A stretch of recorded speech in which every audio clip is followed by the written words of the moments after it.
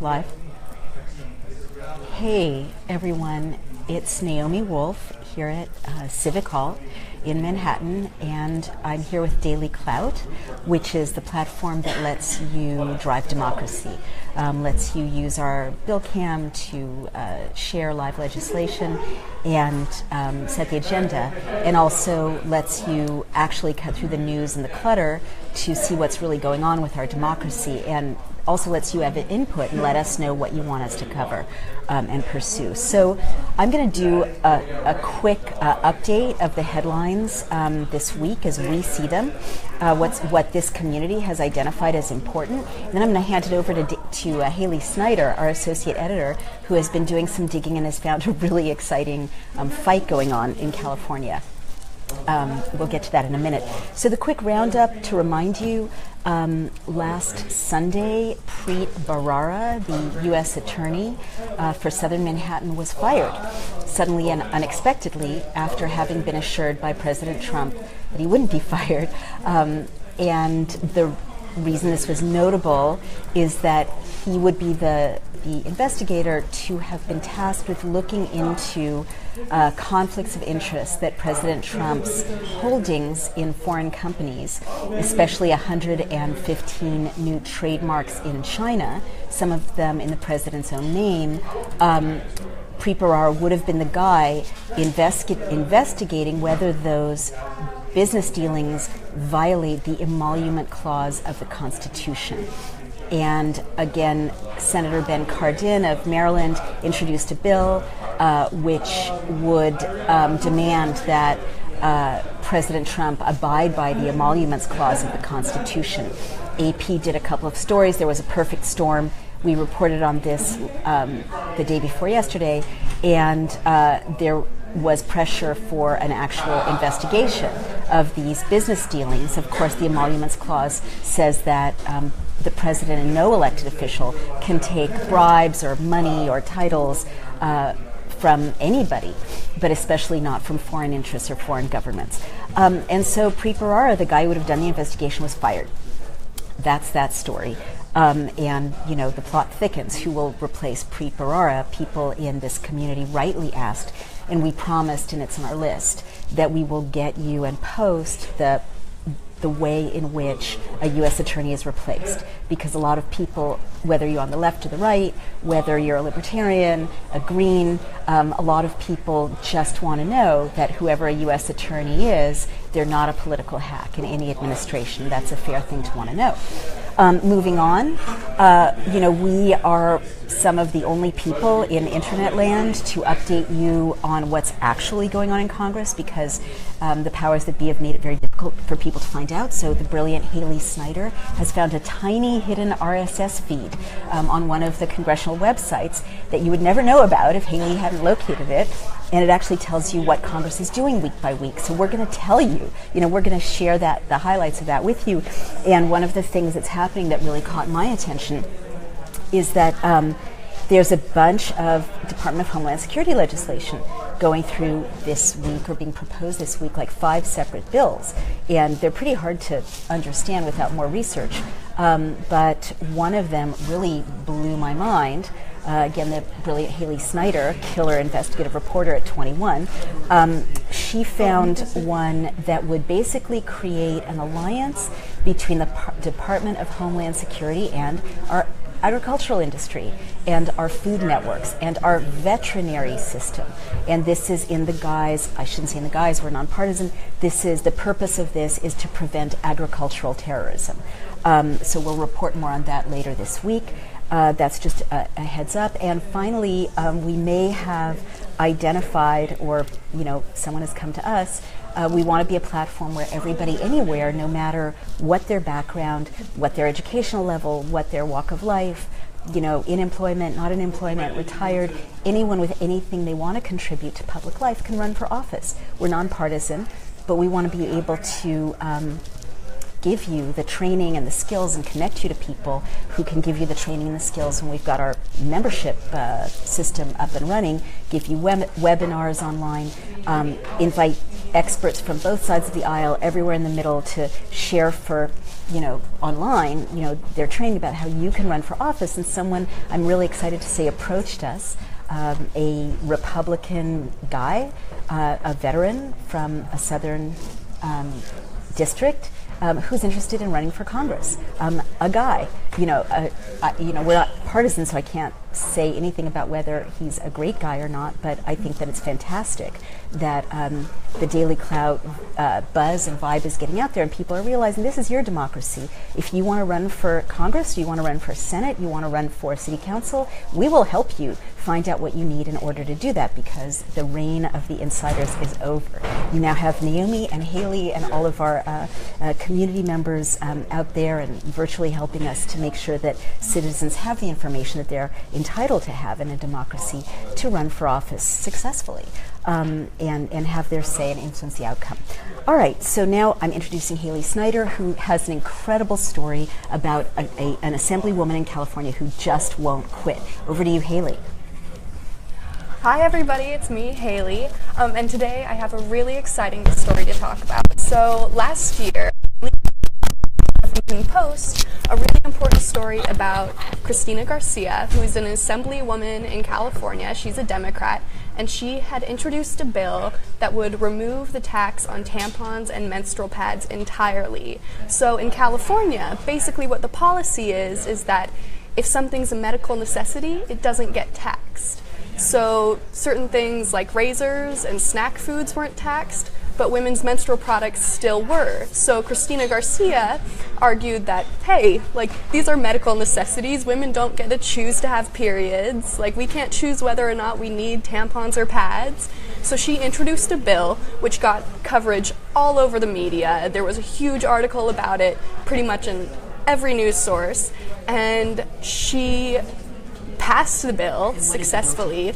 The bill removed the tax on tampons and menstrual products such as pads, and she pushed the bill forward. It passed in the Assembly in California, but when it got to the governor's desk, he vetoed it. And his reasoning was that California was in a lot of budgetary issues, and he said that, having a tax removed is the same as adding extra expenses for us. So he didn't want to get rid of the tax on tampons, because if we don't have the tax on tampons, we're losing money for California to use on other state-needed expenses. So Cristina Garcia was very upset about this because she had put in a lot of work to get that bill passed. So she has reintroduced the bill again. She has not given up, and this time she's going even harder. So she said, one, not only should tampons and menstrual products not be taxed, we should also not tax menstrual sponges and menstrual cups. And in addition, she also said that if there's a budgetary issue, then we should be taxing something that is gender neutral and not only purchased by women. So she actually said that now she wants to take the tax away from menstrual products and put a tax on cocktails and alcoholic beverages. So her bill, which is called AB9, would actually remove taxes from tampons and pads and other menstrual products, and instead the tax would be put on, she suggests, on other alcoholic beverages that people of all genders purchase. So, what do you think? Do you think that this is a good solution for the people in California? Do you want your state to remove the tax on tampons? I mean, I know as a woman who was a college student, I just got out of college actually, I had times where I was like, okay, there's $20 in my bank account and I need tampons right now, but tampons at Duane Reade cost $14 for a box. Crazy. So that's a really ridiculous thing for a woman to have to try and make decisions about, because obviously, if I free bleed through class, or in the office, people are going to get mad at me no matter what the gender is. So even if you're not purchasing tampons, you may want tampons to still be affordable for everyone's sake.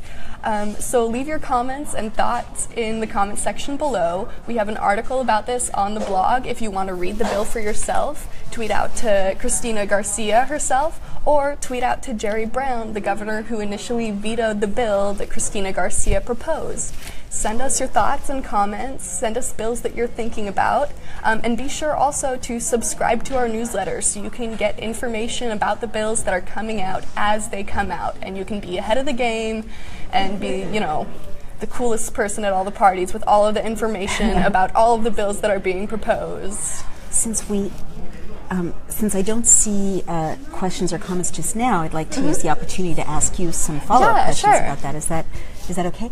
So I'm really interested in this because she's not quitting, is she? I mean, she's not. The Governor Jerry Brown, and I wouldn't want to be in his position right now because what was interesting to me was to see, you wrote this post for the Huffington Post about Cristina Garcia's bill last year, taking the tax off of tampons, and it really went viral. And other news outlets, as you mentioned, also covered this. And I noticed that 16 states introduced copycat bills after they saw how well Cristina Garcia's bill had done, and also the European Union introduced a copycat bill. Like, women really liked the idea of taking taxes off of tampons because you're right, it's crazy.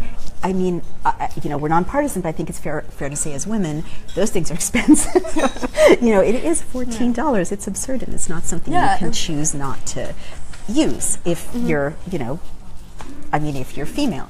So, why do you think Governor Brown, we're just speculating, but why would he have vetoed a bill that would have been so popular with 53% of his constituents?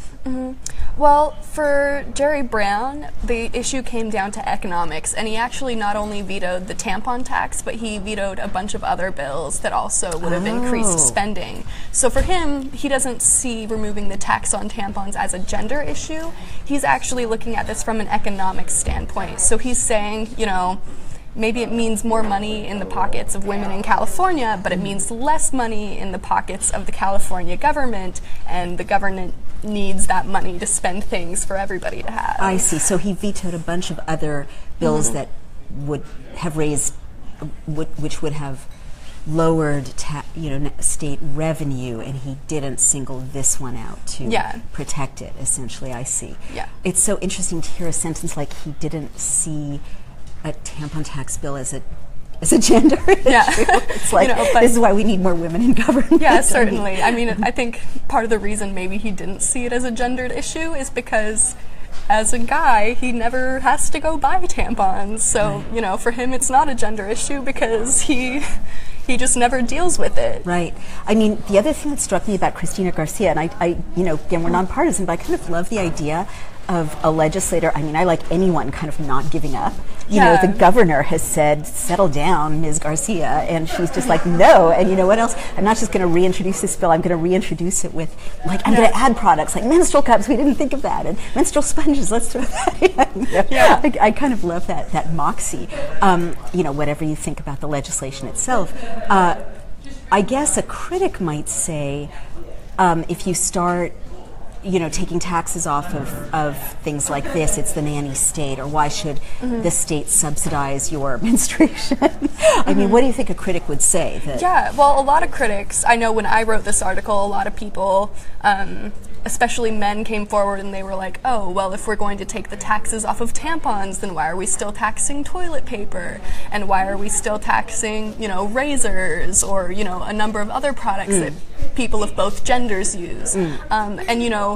If we are choosing to not tax medical necessities, maybe these are good questions to be raised. Like, maybe we shouldn't be taxing toilet paper, if somebody's homeless or in a really financial struggle, should people have to decide between, shelling out a couple dollars for toilet paper or going without? This is why I love technologies like Bill Cam and Daily Cloud on the internet that let people set the agenda. I bet if you had a referendum on should we take taxes off of razor blades, toilet paper, and tampons, people might be like, hell yes. That seems like a good policy. But that's speculative. The other interesting thing you bring up is, economic necessity. I was impressed that, Bill de Blasio did an event, he's the mayor of New York, in which he had a bunch of women surrounding him, and I believe he signed a bill to take the taxes off of menstrual care products. Oh, no. It was to make tampons free in the bathrooms of public schools. Thank you. And actually, and homeless shelters, right? And Cristina Garcia has actually proposed a like bill, AB 10, which she paired with AB 9, the bill to remove the tax on tampons. And AB 10 would actually put tampons for free in public schools and would require the schools to hold those bathrooms open to the public even when class is not in session. So that way students who need tampons and menstrual products always have access to them whether or not they're in class. So this is, this may seem to many people like a trivial or very girly conversation, but it's actually, if you know a little bit more of the backstory, really central to a lot of issues about empowering girls and women economically, because, and I didn't even know this till the whole issue of menstrual care rights, which is actually turning into a movement, became more public, right? Like this used to be something that we were all trained not to talk about in public and everyone pretended it didn't happen. But now that women and policymakers and women policymakers are talking about rights to menstrual care products, what's emerging is that girls, high school girls, especially low-income girls, and Cristina Garcia comes from a low-income constituency, which is important to note, they actually, not just around the world in the global south, but in America as well, they miss school days when they don't have menstrual care products. As you can imagine, if they're living on public assistance, or their moms or dads are working 2 jobs, minimum wage, there's not a lot of extra money. It's like $30 a month just to stay clean, right? And what people who advocate for teenage girls in those communities find is that girls are staying home rather than risk, some very traumatic accident, very embarrassing accident at school. And so Cristina Garcia's idea of supplying public schools with menstrual care products and also keeping those bathrooms open for the public, so even when school is out of session, desperate women can go get menstrual care products. To me, that seems very innovative and very compassionate. Again, we're nonpartisan.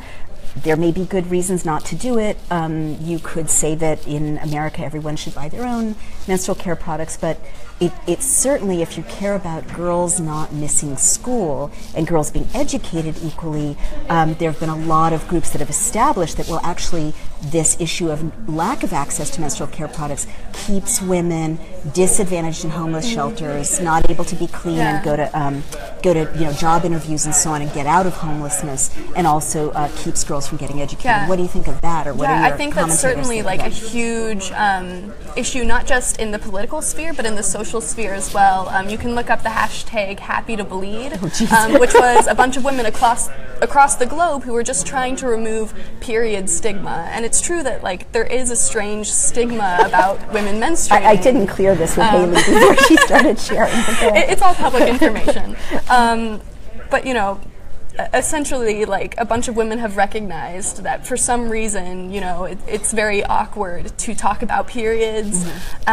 And people get very uncomfortable around these conversations, and as a result, young girls in school feel uncomfortable when they don't know how to handle their menstruation yet, and even if these girls aren't so bold as to not go to class because of it, having a young girl sit in class and be distracted from the material because she's worried about her period is just not an issue that any person should have to go through. Although we are nonpartisan, so perhaps some people think it is something that people should have to deal with on their own and not rely on the government for. Whether or not tampons should be taxed is certainly up for debate. Right, although it sounds like Cristina Garcia is going further, which I really want to interview this woman on Daily Cloud, because she is a bulldog. Cristina Garcia, stopping. If you're watching, email us, Haley@dailycloud.io. Talk to Haley, or talk to me. I mean, she's not just saying we want to take the taxes off on it. Now that she's met a no at the highest levels of state government, she's saying, okay, let's put free tampons in school bathrooms, and then, homeless women can find their way, or women who are just run out of money at, the end of the month can find their way to get free tampons. So let's see now. Root Isabel says other genders also use toilet paper. So I think that you're agreeing, Root, if I understand you correctly, with Haley's hypothetical that maybe this will go toward a trend of legislation taking taxes off of products for basic hygiene, basic self-care that men and women both need. Oh my goodness, there's a lot of comments there. Hello. Lots of people are joining. All right. Other questions or comments? Who thinks, like, we've been very kind of intrigued by Cristina Garcia's tenacity around this. Gonzalo Valdez says, I find it amazing that tampons aren't free in bathrooms. I can only imagine the outrage if toilet paper was not free. You know, I have to say, Gonzalo, that is a very good point. You know, we never think, oh, you know, let those men deal with their own cleanliness. Let them carry around toilet paper in their bags. That's a really good point, Gonzalo. Thank you. And you know, this is what democracy should be, like people going, wait a minute, what's our policy around toilet paper? What's our policy around free basic hygiene? You're exactly right, Gonzalo. The state, you know, has decided, public institutions have decided that they don't, you know, that they're willing to underwrite toilet paper for men, toilet paper for women. It is a necessity, so why are women singled out? It is a really interesting thought, too, because I know I've gone into, like, some bathrooms in, you know, like more women-oriented businesses, like female salons, where there were tampons in the bathroom, and I just got like so excited. I was like, oh my god, real brand loyalty like, there. I don't have to worry whether or not I forgot something. So let's look. Yeah, I'm sorry to jump in. Let's look for a critic, because you know, a lot of women, no doubt, are going, heck yeah, I want to make sure my daughter isn't missing school. I want to make sure that her lower income friends don't have to make, you know, embarrassing decisions to stay home or be absent. I want to make sure that women in homeless shelters are getting what they need, and I too would like to save $30 a month or some percentage of that. Say a lot of women, but what are critics saying? I mean, is that what do you think? You know what we should do? We should email the spokeswoman for Governor Brown and see why he thinks it's not a gender issue. But that's I can also look up the comments from the last piece if we want to go through those and talk about what other opposition might be. Yeah, why don't you look for opposition, and I'll get everyone caught up while you're looking. And let's see, community, what do you think we should do? You know, what would you like to do for Cristina Garcia's bill? There are a couple of options that you have. And again, this is, you know, it's up to you. It's your say. It's your decision at Daily Clout. Do you want her bill to succeed? If so, go ahead and use the bill cam, which Haley will embed on dailyclout.io, and you can use it to actually tweet Cristina Garcia, the Assemblywoman in California, who's fighting a fight to get taxes off of tampons and now pads, menstrual cups, and sponges, you know, technologies that a lot of people have never even heard of, you know, but new right on sustainable menstrual care technologies. And if you really think it's a terrible idea and that the state of California can't afford to lose any more tax revenue, you might think, you know, rich women can afford the tax on tampons. Why should they get their tampons tax subsidized by the state? You know, by all means, put your comment there. You know, share your comment with us and tweet Cristina Garcia, tweet Governor Jerry Brown of California, and do let them know that you oppose Cristina Garcia's bill. Let Governor Jerry Brown know that you like that he's standing firm for more taxes on tampons. I'm sorry, for more taxes on tampons in the state of California. Also, you know, the beauty of Bill Cam and of our taking democracy in our own hands is that we don't have to wait for legislation. If you don't live in California, but you are bleeding every month and you think Cristina Garcia's bill is a good idea, you can tweet her bill and Haley's blog post about it to your representative on BillCam, right, Haley? Mm-hmm. And you can tell your representative, and it'll auto-populate in case you don't know who your rep is. What can you tell your representative if you like Cristina Garcia's bill? So if you like Cristina Garcia's bill and you live in California, then you should tell your senators, or your assembly people rather, to vote yes on AB 9 and AB 10. AB 9 removes the taxes from menstrual products, and AB 10 puts free menstrual products in public restrooms at schools. And if you don't live in California, you should reach out to your state representatives and your federal representatives and tell them that you want similar bills to be proposed in your states or federally. Yeah, that's a really good idea. And again, 16 states imitated Cristina Garcia's bill the first time she introduced it in 2016. So who knows? Maybe other states will imitate her new bill that adds products to what doesn't get taxed. And again, if you hate this idea and you want your representatives to stand fast against the wave of menstrual care subsidy legislation, by all means, you know, have your say about that too.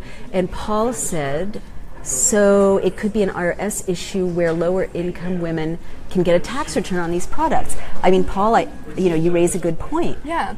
What do you say to that? This is actually a really interesting issue because I'm actually looking at an article right now that suggests the same thing. It's from money.cnn.com by Jean Sahadi. And she says, one big idea is that, and I'm quoting, that the poor shouldn't have to pay the tax on things that they must buy to survive, but exempting an item that gives a tax break to everyone else who buys it as well. And she says that in an ideal tax system, everything would be subject to very low sales tax rate. Then, to make sure that poor people aren't harmed, they could be given an advanced tax credit or rebate to cover their sales tax burden. So that is an idea that some people like, and this is like a pretty feminist stance, I would say, on the issue, but a different economic perspective. Right. So it's like a capitalist feminist take on subsidy. Yes, gotcha. Exactly. That's an some people say that's a contradiction in terms. Other people Yes. don't. Yes, it depends what kind of feminism you subscribe to. That's for right. Sure. So I'm just smiling so big because we got a big shout out from Samantha Honigman, and I'm shouting out to you, Samantha. She's a former intern of ours, a wonderful writer, and a wonderful Daily Clout community member. And she says, "I'm so glad that this issue is getting attention and play." All right, so we should wrap it up unless there are other questions or comments. Yeah, go ahead. Gonzalo Valdez has another comment. Oh, yes, please. And he says tax incentives don't help with homelessness, though. That's a really good point. Yeah, and that's a really interesting point. The issue of homelessness was actually what brought me to write about this issue in the first place last year. I had ran into an article that was titled Blood in the Streets, and it was about women who were homeless who had to deal with their menstrual situations, and it was literally just oral histories of like 5 different women and what they do when they don't have menstrual products, and it broke my heart to read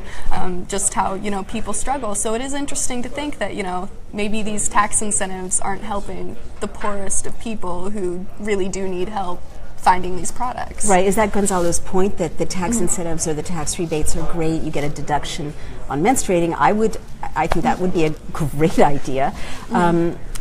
Not being partisan, it's hard to not to be partisan with things that you think, woo, I could jump on that, but and all the women I know could jump on that, but no doubt there are critics and opposition and as well. And if you are a critic, help us be nonpartisan by sending us your article. We would love to share your opinions on our blog and on our website. Yeah, I mean, the nanny state, I always think of that's that British term whenever there's, something else that the state is expected to take care of, that people should be, individualist, capitalist, conservative non-statists might say, this is all very well and good, it sounds fine, but once you get into the business of having the state take care of something, you should be working hard and making money to take care of yourself, society becomes dependent. So that's an argument that I've heard many times. Samantha says, this tax affects the poorest women more than anyone else. The tampon tax affects the poorest women more than anyone else. I mean, I have to say, I think so. That I'd love to see how much it costs to make a tampon, because, I look at those things and it's like, this is not $14. Like, I could get caviar by the ounce, for less than a tampon costs, And I think that she's right. If you look at what it costs to menstruate, and I haven't, done that research. I'm sure there have been studies, but to menstruate in a hygienic way, not in a way that's under supported, it's got to be $30 or $40 a month. Yeah, there was a really interesting statistic in my initial blog post from last year. Where a woman had actually sat down and calculated how much money a woman spends over her lifetime on menstrual products. Right. Let me see if I can find that. One moment. You can find that, and while you're doing that, I just want to say, I want to give a heads up to what's coming. Says Gonzalo, the main issue that keeps the homeless without any real chance of employment is a lack of access to cleanliness. Interesting. Tampons would be a small step in the right direction. Well, as a woman, I would have to say I think tampons are a big step in the right direction, but Gonzalo again has a great point, and again we want to hear from all our community members. People who have been homeless talk a lot about how keeping clean is so hard. when you're home. I mean, it's it's an obvious thing to say, but that the thing that keeps you from applying for that job as a bank teller, or as an admin, or security guard, or whatever that first rung on the ladder is going to be, is that you don't feel clean, you don't feel socially acceptable, because it's hard to keep clean. And obviously, if you're a woman that, I mean, I don't we're getting into dangerous territory, right? Because we don't want to say, well, women are dirtier, but practically speaking, you can imagine as women as just Haley have said, separate needs than men that still need to be taken care of. Exactly, and you heard these firsthand testimonies from women who were homeless or who had been homeless about what a big deal lack of access to menstrual care products can be, and you can't even say it. Like, you can't even say you have that need. Like women who are panhandling can't say, I need $5 to buy a box of tampons. It's like, I need shelter for the night, I need food, but it's still this unsayable need. Yeah. And so go ahead, Haley, share that statistic. So we found the statistic as to how much money a woman spends on menstrual products over her lifetime, and the statistic is from a Huffington Post writer, Jessica Kane, and she calculated that the average woman will spend $18,171 on period-related products. And that's everything from tampons to replacement underwear, to medication.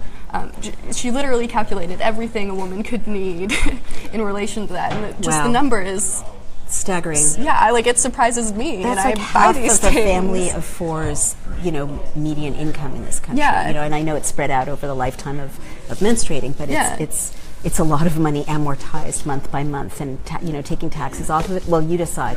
Paul Welford said, would personal product stamps work? What a good idea. See, this is why it takes the people to create policy. I think that's a great idea, and I think we should tweet that idea to Cristina Garcia and post it on our blog post, so that people who are doing copycat bills can think about adding that. Like food stamps, personal care stamps. That's a fantastic idea. Haley, this is so much fun, but I feel like we need to wrap it up so people can go to work. And shall I give a headline about where we're going on Friday, or do you want to do that? Yes, so we are talking soon to another federal lawmaker who does not want to back down on legislation, and that person is French Hill. So on Friday at 2:30 p.m. Eastern Time, we're going to be in Washington, D.C. interviewing French Hill about a bill that is being proposed for the second time that would give grants to historically black colleges and universities to help prisoners once they get out of the prison system, in order to reduce recidivism, which is people returning to prison. So it's a really interesting bill. Please send us all of your questions that you have. To help them do what?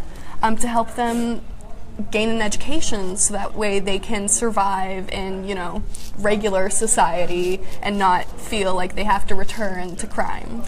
It's amazing. I mean, again, let's just add what Jasmine Procope, is that, am I saying Jadine Procope. I beg your pardon. Such a global issue, she says. It's amazing to me that, okay, you're going to have to read this because of my middle-aged eyes. I'm sorry if my pronunciation is wrong, Jadine.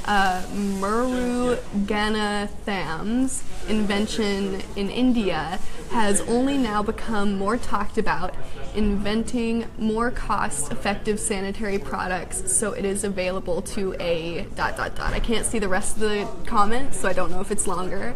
So this is also great news. It sounds like Jadine is going to notify us about an invention to deal in a sanitary and probably sustainable and inexpensive way with menstruation invented in India, and she'll send us more information about that, and we will post it, because good ideas go from the global south to the north, just as they go in the other direction. And let's see, Arnold Hernandez says, we need to continue to put women in leadership. I love you so much, Arnold, who are sympathetic to these issues.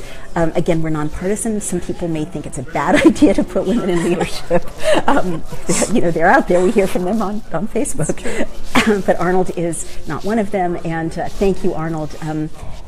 These women, I don't want to speak for you, but I think that's a lovely thing to say. And I also think it's a lovely thing to say, for the record. Yeah, and just if you care about democracy, we're 53% of the voters, and we're half the population. Why not be half the lawmakers? Exactly, and half of the people in leadership. Thank you, Arnold. And it takes a real man to recognize women's leadership. So thank you for that sentiment. And then, so tune in. Haley and I are taking the bus, because we're a lean, mean startup, to Washington, D.C. tomorrow afternoon. We'll video our journey, bits of it. You come along. We're going to Washington. Daily Cloud has been invited because of the amazing Haley Snyder, 21 years old, associate editor extraordinaire. She found this bill that Representative French Hill, a Republican white guy from Arkansas, who is caring a lot about African American and other former felons getting integrated back into society, and also cares about using historically black colleges to educate them. And he got an African American co-sponsor for this bill. He did get an African American co-sponsor, and it's really exciting because he read our article, and we talked. We at Daily Clout talked a lot about the impact it has on race relations in America, and seeing that he chose to bring on a co-sponsor that was a person of color, which is really exciting. Wait, he said he chose to bring on a co-sponsor as a person of color because he saw our bill? Well, he emailed me, or his communications person emailed me, and when he said we're reintroducing the bill, he specifically mentioned that he was bringing in a co-sponsor that was a person of color, because he knew that was important, primarily what my article was about. Oh, that's so great. Yeah. All right. I'm nonpartisan. I'm sorry. That's very interesting. But it's great that he's working. It's great that he's responsive, the aisle, and responsive to the people's voice, which is what we aim to be here at Daily Clout. So we're signing off. Check in with us. Bring your questions that you want to know about the bill from French Hill. That's right. Take a look at the blog post about Cristina Garcia's bill. Use the bill cam to tweet your bill sponsor, your rep, the president, the governor of California, all those guys and gals who are running everything. They need to be led and directed by you. This is us from Daily Clout signing off. It's been a happy day here on Wednesday in Civic Hall. Keep talking to us. Bye-bye. Bye.